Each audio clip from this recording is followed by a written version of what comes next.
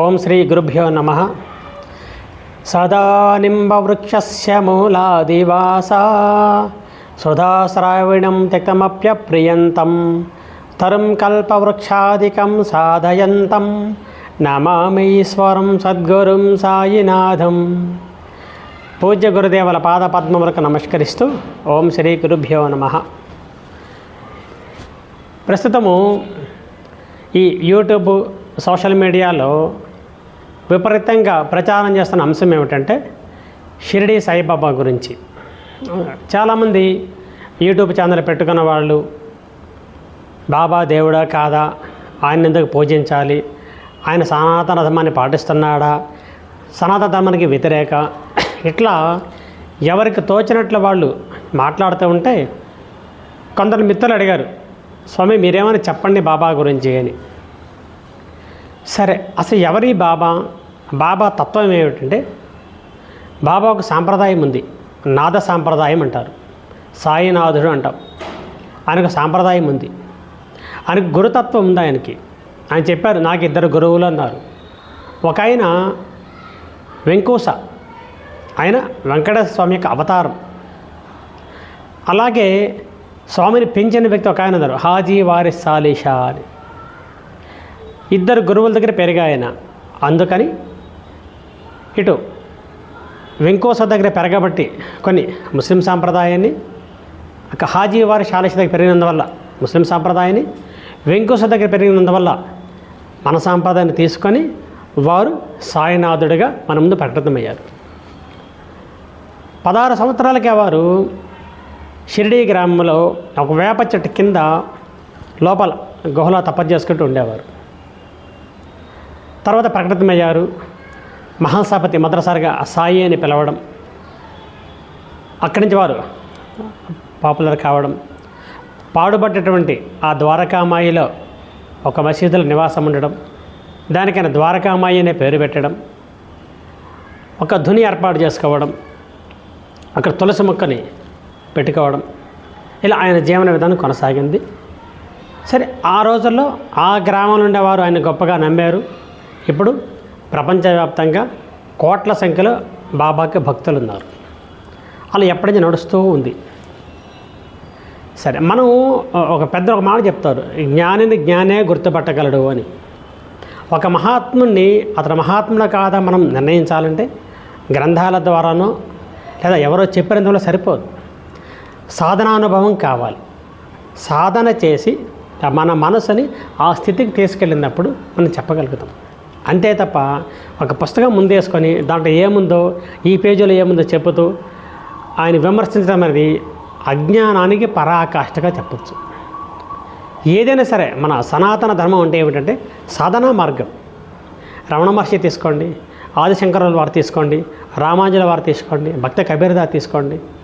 వారు కేవలం ఉపన్యాసాలు చెప్పాల, వాళ్ళు సాధన చేశారు. సాధన చేసి సాధనానుభవంతో చెప్పారు. అట్లాగే నీమ్ కరోలి బాబా, వారు హనుమంతుని అవతారం, స్పష్టంగా చెప్పారు బాబా గురించి. ఆయన రాసిన గ్రంథాల్లో బాబా గురించి చాలా గొప్పగా చెప్పారు. రాజమండ్రి దగ్గర మనకు దగ్గరలో నివసించినటువంటి తెంబేస్వామి, వాసుదేవన్ సరస్వతి స్వామి, వారు బాబాని చాలా గొప్పవారుగా నా సోదరుడు, మా అన్నయ్య అంటూ కీర్తించారు. బేబీ నరసింహస్వామి గారు రమణాశ్రమానికి వస్తే నీ గురువు నేను కాదు, షిరిడీలో ఉన్నారు పొమ్మన్నారు. ఉపాసిని బాబా, బాబా దగ్గర సేవ చేసి తను కూడా ఒక అవధూత స్థితికి ఎదిగారు. ఉపాసిని బాబా, వీళ్ళందరూ మహాత్ములు. వాళ్ళ సాధన అనుభవం చేత బాబా ఎవరో గుర్తించారు. మరి మనము ఏ పరిజ్ఞానం లేకుండా, ఏ సాధన చెయ్యకుండా 4 ఛానల్స్ పెట్టుకొని వాడి ముందు కూర్చొని బాబా దేవుడు కాదు, ఆయన ఇది కాదు, ఆయన ఇది కాదు, ఎవరు మనం నిర్ణయించడానికి? మీకేం పరిజ్ఞానం ఉంది? సాధన చేశారా? సాధనలు మీరు గమనించారా? ఏమీ చేయలే. అదేమంటే సనాతన ధర్మం అంటారు మీరు. మీకేముంది సనాతన ధర్మం? మీరు పాటిస్తున్నారా? మీకేమి తెలుసు సనాతన ధర్మం గురించి? మీకేమి తెలుసు? ఇంకో విషయం చెప్తాను.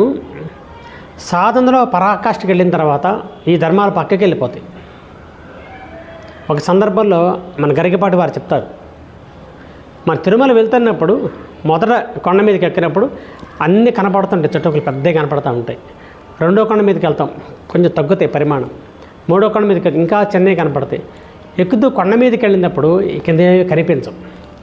కింద కనిపించిన అర్థం ఏమిటి? లేవని కాదు, అక్కడ నీ మానసిక స్థాయి పెరిగిందని.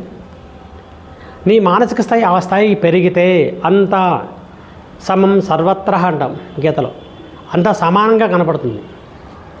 నీ స్థాయి ఎదిగితే నువ్వు ఇక్కడే కూర్చొని ఉన్నావు కాబట్టి ఇందుకు అన్ని భేదాలు కనపడుతున్నాయి. ద్వంద్వాతీతం త్రిగుణరహితం సద్గురుం తం నమామి. నువ్వు ద్వంద్వాలకు అతీతుడమైనప్పుడు, గుణాలకు అతీతుడమైనప్పుడు ప్రతి ఒక్కరిలోనూ కూడా ఆ భగవతత్వం కనపడుతుంది. గురువుగారు చెప్పారు, అన్నమాచార్యుల వారి దగ్గరికి శివుడు వస్తాడు నామాలు ధరించి. అన్నమయ్య చెప్తారు, నాకు నువ్వు కాదు కావాల్సింది, నారాయణుడు కావాలి అని చెప్తారు. నాలో నారాయణ చూడలేవా నువ్వు? అంతర్బహిత్య నారాయణ, లోపల ఉండేది వాడే, బయట ఉండేది వాడే. నీ లోపల ఉన్నప్పుడు నా లోపల ఉంటాడు కదా, చూడలేవా నువ్వు? అప్పుడు స్వామి రియలైజ్ అయ్యి బ్రహ్మమొక్కటే పర, బ్రహ్మమొక్కటే పర, అందరికీ బ్రహ్మమొక్కటే. ఇది సాధనా స్థాయి. ఒకప్పుడు ప్రారంభంలో నిత్యానుష్ఠానము, ఎప్పుడు పూజల పునస్కారాలు అన్నీ పాటింపులో ఉన్నటువంటి అన్నమాచార్యుల వారు చివరి దశకి వెళ్ళినప్పుడు, ఆధ్యాత్మిక సాధనలో చివరి దశకి చరమాంకానికి వెళ్ళినప్పుడు, నిండైన బ్రాహ్మణుని మెట్టు భూమి ఒకటే, చండాల నుండేటి సరిభూమి ఒకటే, కుక్క మాంసమును వండుకొని వాడేందును ఒకే దృష్టి కలిగి ఉంటాను. ఇది సాధనా స్థాయి. అది గీతాచార్యుడు చెప్పింది. ఈ మధ్య కాలంలో ఫ్యాషన్గా షిరిడీ సాయిబాబాను విమర్శించడానికి మరికొంతమంది ఈ ప్రవచనకారులు కావచ్చు, పీఠాధిపతులు కావచ్చు, వాళ్ళు మాట్లాడుతూ తమలో ఉన్నటువంటి ఆ అజ్ఞానాన్ని బయటపెట్టుకుంటూ ఉన్నారు. చాలా తప్పు ఇది, చాలా తప్పు చేస్తున్నారు మీరు. ఒకసారి మీరు ఆత్మ పరిశీలన చేసుకోండి, సాధనలో కూర్చోండి, సాధన బాబా ఎవరో గమనించండి, ఆ తత్వం మీకు తెలుస్తుంది. మేము భగవద్గీత చదివాము. భగవద్గీత చదవడం అంటే 700 శ్లోకాలు బట్టి పట్టడం కాదు. ఆ భగవద్గీత ఉండే సారాంశాన్ని తీసుకొని అన్నింటిలో నేనే ఉన్నాను చెప్పారుగా శ్రీకృష్ణ పరమాత్మ. చెట్లలో ఫలానా నేను, జంతువులలో ఫలానా నేను అని చెప్పారు కదా. అంటే అది అర్థం ఏమిటి? అంతా ఒకటేనని ఎప్పుడు తెలుస్తుంది? రెండు ఉంటాయట, సతప్రమాణం పరత ప్రమాణం అని. నీకు నువ్వు తెలుసుకుంటే సతప్రమాణం, ఎవరో చేతే పరత ప్రమాణం. ఇలాంటి విషయాలు కావాల్సింది సతప్రమాణం. నువ్వు సాధన చేసి సాధన అనుభవంతో చెప్పాలి తప్ప ఎవరి కోసమో దేనికోసమో పోయి మహానుభావుల్ని సాధు సత్పురుషుల్ని విమర్శించడం తప్పు.